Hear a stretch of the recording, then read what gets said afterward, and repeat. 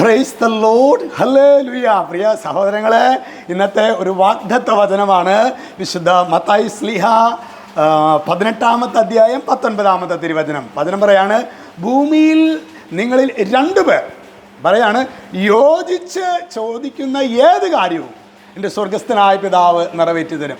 2 പേർ യോജിച്ച് ചോദിക്കുന്ന ഏത് കാര്യവും. അപ്പോൾ ഒരു ഭാര്യ ഭർത്താവ് ഒരുമിച്ച് ഒരു കുടുംബത്തിന് വേണ്ടി പ്രാർത്ഥിക്കുകയാണ്. ഒരു വികാരിയച്ഛനും ദൈവജനവും ഒരുമിച്ച് ഒരു കാര്യത്തിന് വേണ്ടി പ്രാർത്ഥിക്കുകയാണ്.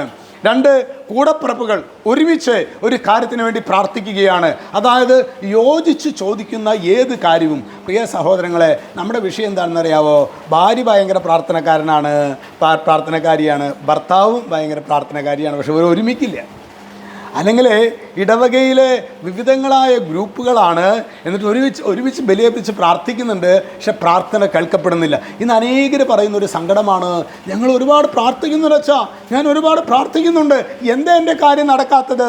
പ്രിയ സഹോദരങ്ങളെ, യോജിപ്പോടെയല്ലാത്ത പ്രാർത്ഥന, ഐക്യത്തോടെയല്ലാത്ത പ്രാർത്ഥന അത് സ്വീകരിക്കപ്പെടും എന്ന് വചനം പറയുന്നില്ല.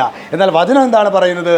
ഭൂമിയിൽ നിങ്ങൾ 2 പേർ ഒരുമിച്ച് യോജിച്ച് ചോദിക്കുന്ന ഏത് കാര്യവും എൻ്റെ സ്വർഗസ്ഥനായ പിതാവ്. പ്രിയ സഹോദരങ്ങളെ, ഇത് സംശയമുണ്ടെങ്കിൽ നമുക്ക് ഭിന്നതയിലായിരിക്കുന്ന വ്യക്തികളായിട്ടൊന്ന് അനുരഞ്ജനപ്പെടുക. കുടുംബത്തിലെ, സഭാ സമൂഹങ്ങളിലെ, തൊഴിൽ മേഖലകളിൽ ഭിന്നിച്ച് നിൽക്കുന്നവർ, കർത്താവ് ആദ്യം നമ്മൾ പ്രാർത്ഥിക്കണമെന്നാണെന്ന് അറിയാമോ? കർത്താവ്, ഞങ്ങൾ തമ്മിൽ ഒരു യോജിപ്പിൻ്റെ ആത്മാവിനെ, ഒരു ഐക്യത്തിൻ്റെ ആത്മാവിനെ ഞങ്ങളിലേക്ക് തരണമേ നമുക്ക് പ്രാർത്ഥിക്കാം. തീർച്ചയായും പ്രിയ സഹോദരങ്ങളെ, നമ്മുടെ പ്രാർത്ഥന ഫലവത്താകുമെന്ന കാര്യത്തിലൊരു സംശയമില്ല. കാരണം ദൈവത്തിൻ്റെ മാറ്റമില്ലാത്ത വചനമാണ് ഈ വാഗ്ദാനം നമുക്ക് നൽകുന്നത്.